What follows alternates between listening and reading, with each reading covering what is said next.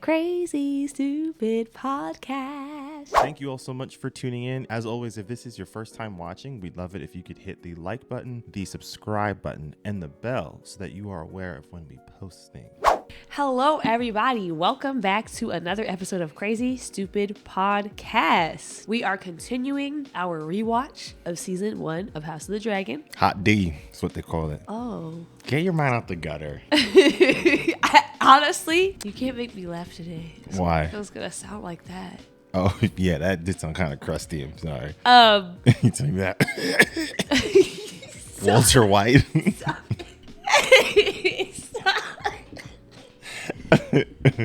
And Seed. God damn, girl. Jesus. Golly, bro. I would just like to give a little bit of a warning for our listeners and our viewers. I'm sure that he will do his best to edit, but I am sick. And so when I cough, I sound like an old... Jesus Christ. I sound like I've been smoking for 50 I don't know why that was funny. I shouldn't have laughed at that. I'm sorry. That was kind of mean. Okay. Anyways, episode 5 of season 1 of House of the Dragon. I think this is my second favorite episode of the season. Nothing tops episode 8 for me. Yeah, that one. I was going to say that. I was like, that's The what dinner? I like a lot. Yeah. And yeah, nothing ever. I genuinely, it's been a few years, but I remember after episode 8, I tweeted out, I was like, that might be the best episode of Game of Thrones that I've ever watched. It's been a few years. I mean, like a couple, not like 2022 is when it came out. Oh. Yeah, I should thought it just was say 2023. 2. Nah. This is a very, very good episode. I'm not going to say my favorites till I rewatch again, all of them, and then I feel like I'll know which one is like my favorite. So it opens, obviously, with Daemon and his wife. My Lord. The further we get into this rewatch, the more the less I understand the Daemon stance. The first time around, I wasn't questioning it as much because I understand like the actor, you know, I get like he's charming or whatever and people like him from Doctor Who. But the second time around, Daemon just doesn't, he doesn't hit for me. I will say, rewatching it, he's no longer my favorite character. Ranking it, I would say Viserys, Alicent. After those two, it gets a little bit convoluted because like I really love Corlys. I actually do like the portrayal of Aemon. I mean, it kind of leads into the point that I was making of just Viserys's inability to have control over situations or control over the room or control over people or control over lords. He does not have that skill set. Rhaenyra's wedding feels like the culmination of everything wrong with Viserys' reign as king, because everyone in that room, like, he has zero control over anyone in that room. House Hightower, they're sort of like starting the scheming with Alicent on the side. You've got Jeoffrey and Carson Cole over there, like, having their problems. And then you've got Rhaenyra and Daemon. They're flirting with each other.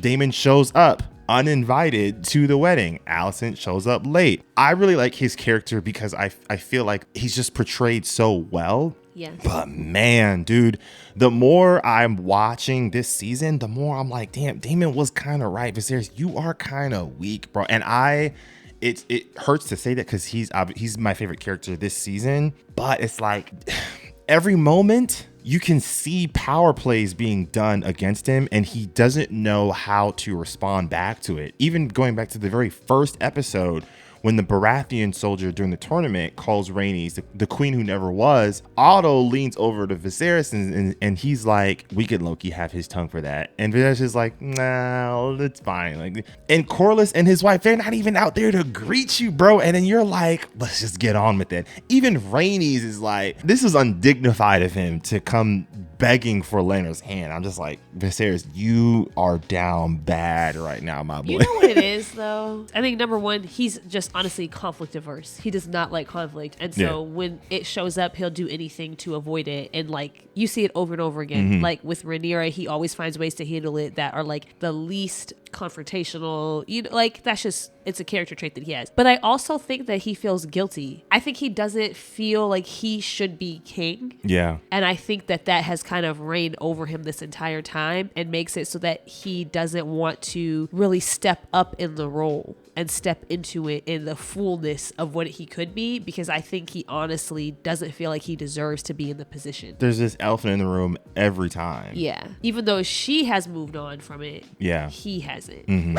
I was thinking about the conversation with Otto and Alicent.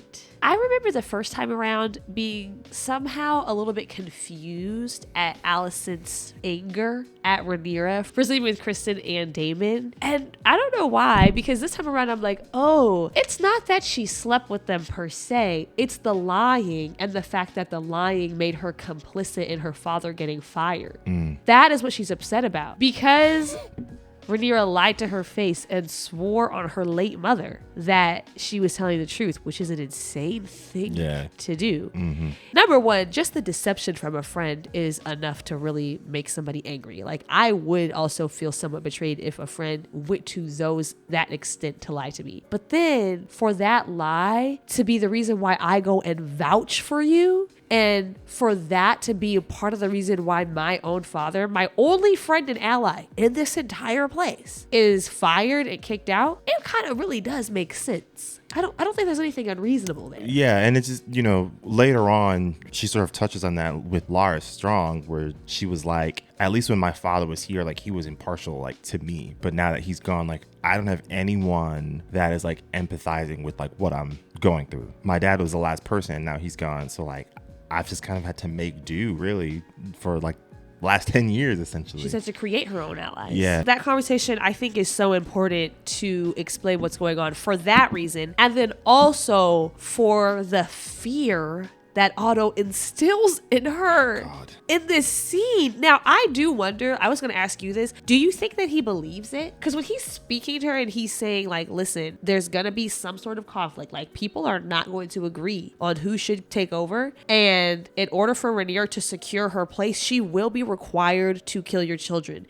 Is sound logic. Like, the logic is in fact sound. I want to know, do you think he believes it when he says it? And do you think she believes it? I think he's trying to convince himself of a worldview that he holds. Honestly, I will say this. There is a side of me that wishes the writing could have just portrayed Otto as knowingly being aware that with all the power that we have, no one would have went against Rhaenyra. The way they've sort of portrayed him now is that he's sort of convinced, but all of his actions is what sort of turns everything into chaos. If they had just written him in a way where he just genuinely believes it should just be a man on the throne and made that a little bit more clear, personally, I think it would have made a little bit more sense. Because right now, I'm just kind of like, Corlys makes it quite clear, like, with just House Velaryon alone, they own like half the dragons and they have all of the naval fleet. Who is going to contest against us? Fair, but Rhaenys does not agree. I think Rhaenys agrees because she's hit probably to like the scheming that's happening. I don't know. If they were all like unified, I don't think she would have that fear. But what I will say is I don't think Alicent believed there would be a war with Rhaenyra and her sons until that scene with Otto. Because that intensity that you see with Otto and Alicent is the same intensity that Alicent has with Aegon in episode 6. And there's that moment when Alicent was like, Rhaenyra's succession will be challenged because of you. And Aegon's like, then I won't challenge her. And that triggers Alicent. She's like, no, you are the challenge. Like, it by just simply existing, whatever fear, it's just being passed down. That fear is being passed down to each of the high towers for the most part. Because even, and we'll get to a little bit of that later on in episode 6, there is no tension amongst those, like real tension amongst the children. All of that is manufactured by the parents. Even in that scene, Aegon is pranking Aemon with Viserys and Lucerys, right? There's even a couple of scenes where like the camera pans on some of the boys when they're learning how to fight. They're kind of playful with each other. Like Aegon is like tapping Lucerys on the shoulder when they're like switching places with what they're practicing on. Like none of that is really on their minds. It's not until Criston comes in and forces them to fight each other that you start to see this sort of animosity growing a bit. It's just all just trauma being passed down, honestly. I would even go as far as to say Otto probably wasn't going to be pushing it until his brother tells him, well, it's your job to make sure Viserys sees it as an obligation for Aegon to be king in that episode when they have that conversation on the side. So you could make the case that it's even like Otto was getting it from someplace else also. I don't even know if Alicent in that conversation is fully convinced. I feel like there must be a part of Alicent that always knows Rhaenyra is not going to harm my children for the throne. Like, I feel like somewhere in her head has that awareness. But I do think you're right that hearing her father say it and seeing what to me looked like truth. I feel like he looked like, at the very least, he has convinced himself that this is true. That sort of like maybe overrode that. But I still think Alicent knows somewhere in the back of her mind that like she wouldn't do that. Now, perhaps the day that Aemon loses his eye and harm is actually done to one of her children. I think perhaps that's the day when she's like, oh, actually, well, it's not just that harm was done, it's that harm was done and nothing was done about it. That might be the moment that she was like, actually, maybe they are not as safe as I thought they were. Yeah. Which is valid in my opinion. Is this your favorite episode? I don't know if this is my favorite episode, but maybe your favorite Alicent moment. Yeah, the moment when Alicent walks into that room is the moment that I knew for certain. I was like, she is my favorite character. I already like kind of liked her on the low, and I was kind of being quiet about it because it's not a popular take. It's not a popular take. And I want to be clear, I understand that she's wrong. Okay, I know that Rhaenyra is she the is rightful upholding heir. the patriarchy, Esther. Come on, man. You're correct. Bad luck on your part. I just love her so much. And when she walks into that room, because here's the thing, there are so many levels to this decision. She said so much while saying absolutely nothing at all. The thing that is so wonderful about it is that the official conflict of the Greens versus Blacks has not even really started to flare up yet, right? Like Aegon is still an infant, okay? But everybody kind of knows it's like looming in the future in some way, shape, or form. We don't know, they probably don't know like how intense it's going to get, but they understand that like this is going to be a thing, right? This is at some point in the future, this is at least going to be a conversation that will be had because he exists now. For her to just very subtly by timing her speech, because you know she timed it to interrupt him. Well, she had her ear to the door. That was not an accident. And she waited for all the other big processionals to happen so that people thought, okay, we're good to go. Viserys was probably thinking she'd go sneak in the back and just take her seat at the table or something. No, she said, I'm going to let everybody get their big entrance, even Daemon's ass showing up, right? She's like, I'm going to let everybody do what they need to do. Put on your little show. That's fine. And then once you guys think it's done, I'm going to walk in and I'm going to proclaim my stance. You guys haven't even started to have this conversation yet. You guys are not even ready to talk about the issue yet, but I'm letting you know right here and now, whenever y'all are ready, you already know where I'm at. Also, the first house to stand up when she walked in, House Hightower. And she gives him a look. She gives him, I'm sorry, but to me, that is just such boss bitch stuff. Like you can dislike her. You can dislike her and that's fine. But you have to admit in that moment, just the levels of the mental games that she's playing. Cause you know, she just fucked with everybody's head. You can see it in their faces. Viserys is like, huh? And then, I forgot my favorite part. When she gets up there and she says, hello, stepdaughter.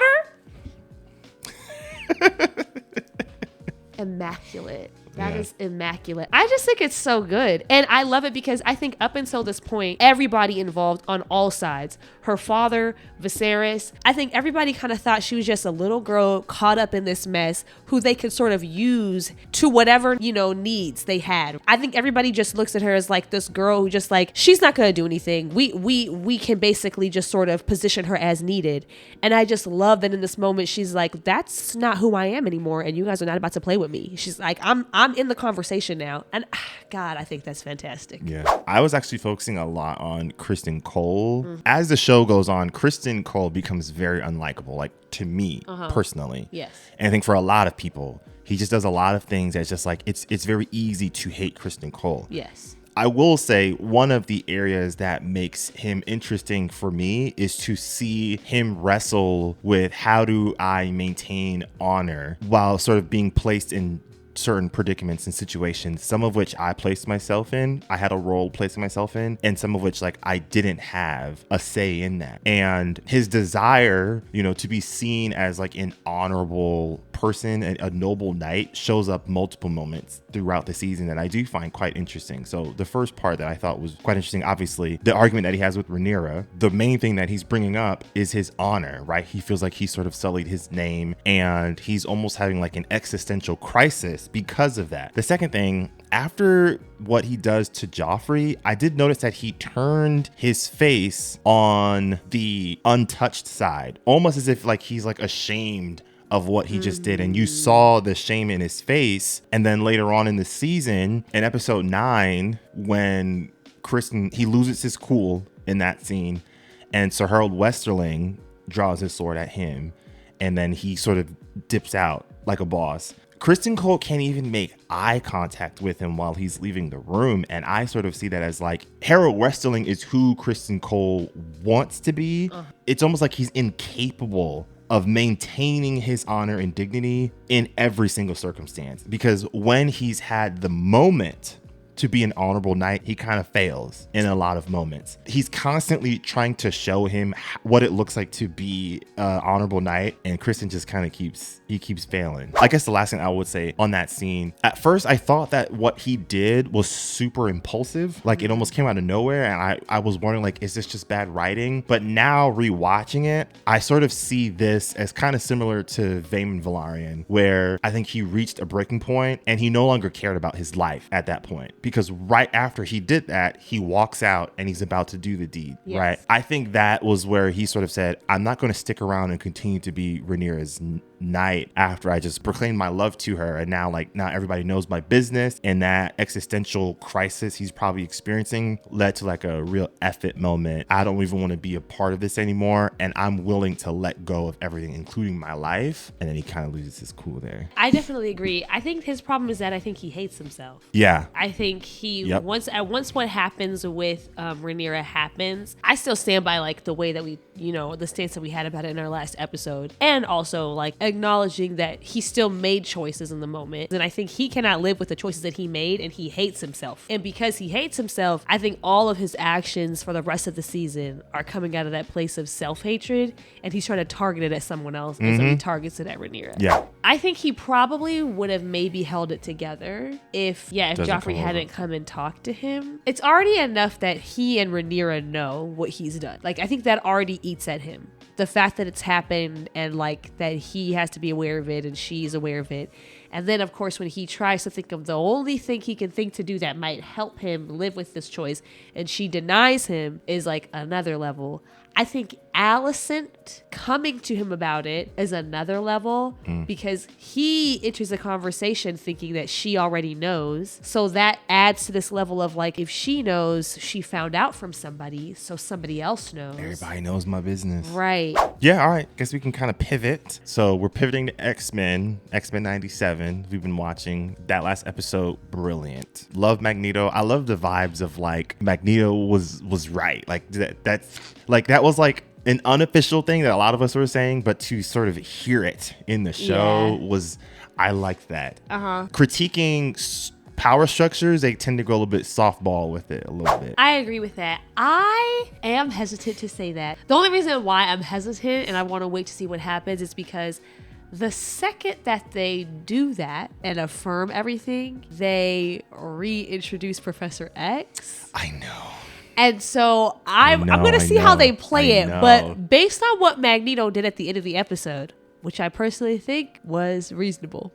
More than reason. However, based on that and the fact that they reintroduced Professor X at the end, I am concerned that they're about to do what they always do, which is say Magneto was right and he's gone too far. Yeah. And I think I'm concerned we're going to go back into the classic X-Men dynamic of Professor X over here with the X-Men and Magneto over here. Yeah. I mean, kudos to them for doing what they did do. We're holding our breath, though. I'm going to withhold any major praise till I see how they play this out, because the timing of it is... There's been a lot of talk about like the origin motive of X-Men, Professor X, and Magneto with like MLK and Malcolm X. It's all alive, apparently. Yeah, obviously one, that wasn't really the history, but I also would like to say comparing MLK to Professor X, I feel like is low-key a little offensive Yes, to it's MLKs. inaccurate. Yeah. Yeah, you know, because the way Professor X is sort of presented, very moderate in his sort of approach, and viewing MLK as like somewhat of like a moderate pacifist sort of person, that's that whitewashed version that we've been sort of given. Even like the latter writings that he had, super radical, him critiquing capitalism, critiquing class systems, all of that. It's nowhere near close to being what Professor X has sort of been about, really. No, and also, I think the thing that people lean on the most when they think about MLK like that is his nonviolence. And I think it's very important that people know that the nonviolence wasn't like it's wrong to fight back. It was strategic. Yeah, it was a strategic move in order to garner the most attention. Yeah. I think that they also have an opportunity to rewrite Professor X personally. They need to. I really do. I think you guys have an opportunity to also rewrite his framework and why he takes the stances that he does. Yeah. And make it less kumbaya and more like, because there is something to be said about the standpoint of, if we want this to work out for us, then we have to position ourselves strategically. Like, we cannot just go all out. There is something to be said for that viewpoint, but it can't just be like, we believe in the hearts of humanity. Like, that can't be it. Mm-mm. That cannot be We've it. crossed. Well, the reason why I don't think they'll go that direction is because of the scene that Magneto had at the United Nations. You've crossed the line of placing accountability so heavily on humans. To go that route would feel like you're clashing with your own narrative. See, sometimes I feel like they do stuff like this. Like, they're like, we're going to lean real heavy into this so that when we start teetering the other way, it doesn't feel so bad. I hope not. Sometimes that's what I think they're doing, but maybe not. We shall see. And with that, we will see you all next time. Take care, everyone.